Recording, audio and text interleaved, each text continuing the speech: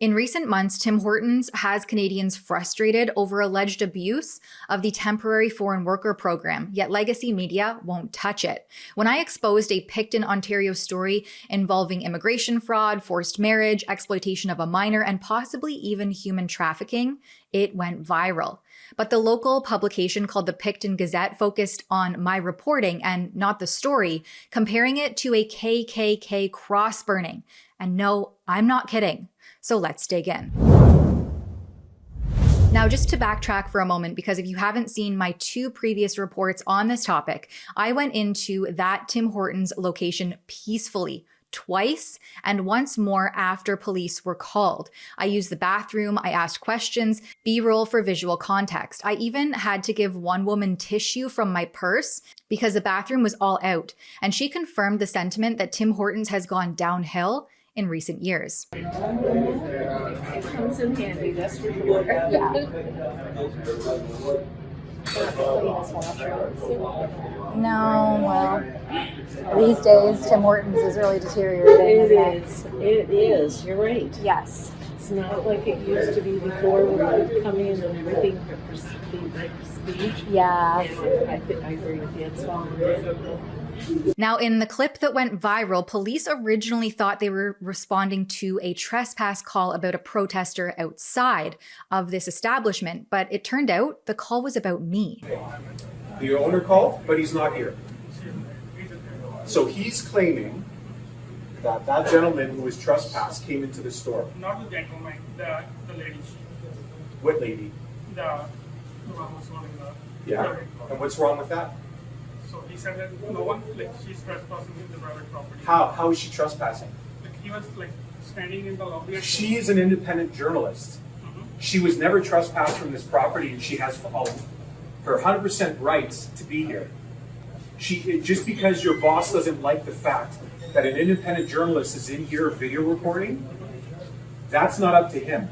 She has the right to do that. I can call him and you can. I'm not going to, no. And I'm calling this a fake trespass call, since I was never actually asked to leave this establishment. And Ontario's Trespass Act requires police involvement only if someone refuses to leave after being asked, which never happened. Now, I also want to note here that pointing out Tim Hortons' decline and its ties to shady immigration practices isn't hate. It's exposing a broken system, one even the government admits is riddled with fraud. Even the Toronto Star reports that employer inspections for temporary foreign workers have plummeted as abuse of this program rises. A June labor memo confirms fraud runs rampant in the temporary foreign worker and student visa programs. And public sentiment backs this up. A Nanos poll shows that nearly a third of Canadians want immigration reduced. This is reality, not hate. Yet the Picton Gazette grotesquely compared this to a 1925 KKK cross burning, trivializing real historical violence to silence concern. That's propaganda, not journalism. Meanwhile, retired award-winning journalist and wine country resident Heidi Corby followed up with the police after the interaction inside this Tim Hortons went viral, tattling on this officer's response without fact-checking why he was using discretion the way that he was. Mad that I was filming inside while ignoring alleged minor exploitation and immigration fraud happening under her nose. In not one but 2 hit pieces, the Gazette missed the big picture. A Liberal parliamentary report from 2021 documents temporary foreign worker abuse, naming the food industry specifically. Employers preferentially hire foreign workers based on nationality, fueling wage suppression and displacing Canadians in trucking, construction, agriculture, and food service. The report details illegal practices like underpaying workers, unpaid overtime, and some even demanding kickbacks, $5 an hour, in exchange for job offers or support for permanent residency. This isn't a Klan rally. These are facts from the Liberals' own report. And the government sat on this for years while the problem grew, evidenced by recent hefty fines to a New Brunswick fishery and a Canadian Tire location, for instance. Immigration Canada now warns fraudsters receive 5-year bans, including those submitting fake marriage documents, which is the very heart of this story. Instead of investigating that, the Picton Gazette protects a progressive narrative, smearing me rather than addressing the issues at hand. The retired journalist Heidi claims filming in private property violates Ontario law, ignoring the key fact that I was never asked to leave. And I followed police inside to see the call and its reason, and then I left peacefully multiple times. The Gazette also published a hate street op-ed linking this story to, again, a 1925 KKK cross burning, equating legitimate immigration fraud concerns with hate-fueled mobs. This spin is typical government-funded media deflection that ignores systemic abuse while mocking concerned Canadians. There's even a man claiming he was banned from Tim Hortons for being white, which, again, the government's own report confirms is happening. And this potential identity-based discrimination deserves a closer look, not just dismissal. And the Gazette falsely accuses me of stirring racial hatred. They claim that I said the owner's East Indian ethnicity, which I never did. And then they attempt to paint my coverage as a narrative about stealing jobs, racial intermarriage, and stealing our country. Yet the fact is, the temporary foreign worker program is gutting job prospects for Canadian youth and driving wages down while exploiting newcomers promised a better life. Over 3 million temporary residents, many overstaying on expired visas, form cheap disposable labor, propping up a post-COVID economy. Corporate-backed groups push for massive population growth, aligned with political elites prioritizing profit over people. This system demeans immigrants by forcing unsafe, low-wage jobs with no stability. Many Canadians are calling to end this abuse, crack down on fake colleges, and close asylum loopholes, positions that many honest immigrants who came here without scamming and queue jumping actually support.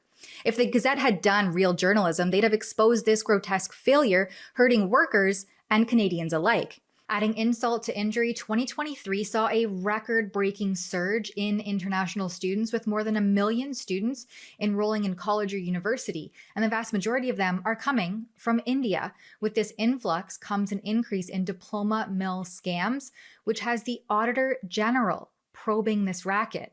Asylum claims also jumped that same year, resulting in a soaring Immigration, Refugees, and Citizenship Canada budget of nearly $7 billion. To make things even more risky, the government has issued temporary permits to thousands flagged as serious security or criminal risks, escalating these public safety concerns. And yet, if you point this out or criticize it, watch out, because the Gazette may label you a racist and liken you to the Ku Klux Klan.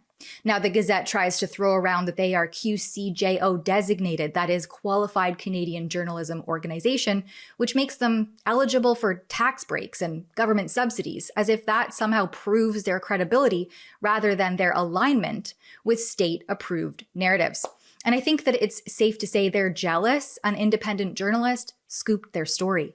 They accuse me of starting a hate campaign by referencing Sing Hortons, which is a phrase already went viral on social media for years. And you can look at the actual data to see that labor market impact assessments in Picton alone tripled from 2022 to early 2025, showing Canadian jobs are being undercut by temporary foreign workers and mass immigration. I mean, Tim Hortons itself capitalizes on this population growth. It's not racist to criticize the decline of a once iconic brand, especially as documented health and safety violation issues plague locations from Calgary to Barrie to Scarborough. Hepatitis A breeding grounds and cockroaches. Recognizing these patterns based on verified data is evidence-based reasoning, not racism. Hi. Just not working? translator. Hi there. Can I get a small steep tea with 1 milk? Small steep tea with 1 milk?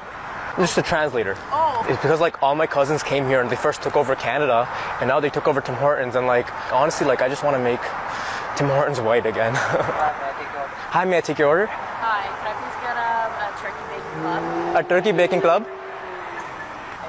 Anything else? No, thank you. No, thank you. Sir, you same to same? Any translation? Medium London fog. Medium London fog.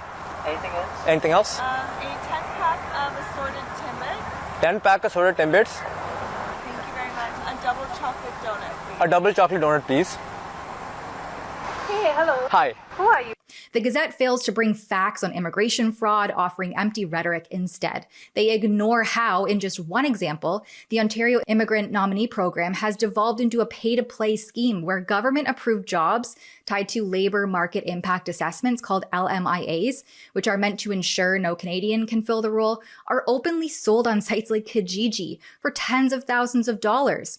They could have looked this up, but apparently comparing concerns with this to the KKK was more top of mind. The Picton Gazette makes one last-ditch effort at fact-checking by claiming that the man I interviewed was spreading misinformation when he said that crime was up in the area. And while crime stats, at least those that make it into the official reports, are down, they're still not down pre-pandemic levels. For example, all crime shot up 9 points year over year since 2020 and is back down -4 in 2024. But guess what is way up? The very subject of my report, fraud. So for what it's worth, Picton isn't named specifically in the police-reported crime stats for 2024, but its region, Belleville-Quinte West, has a notably higher crime rate than Toronto and Ottawa, both on the Crime Severity Index and crime rate, despite having a fraction of the population.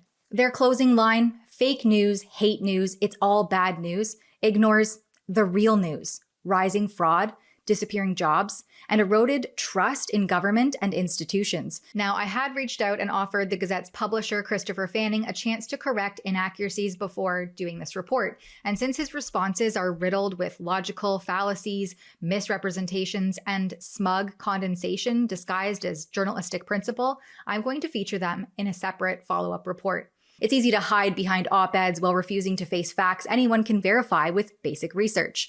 Call out fake news every single time. For Rebel News, I'm Tamara Ugolini. Welcome to Your New Canada. If you speak about the fraudulent immigration and unfettered growth, you're labeled a racist. If you'd like us to stay on this beat, please go to yournewcanada.com and support our independent, never state-funded journalism. That's yournewcanada.com.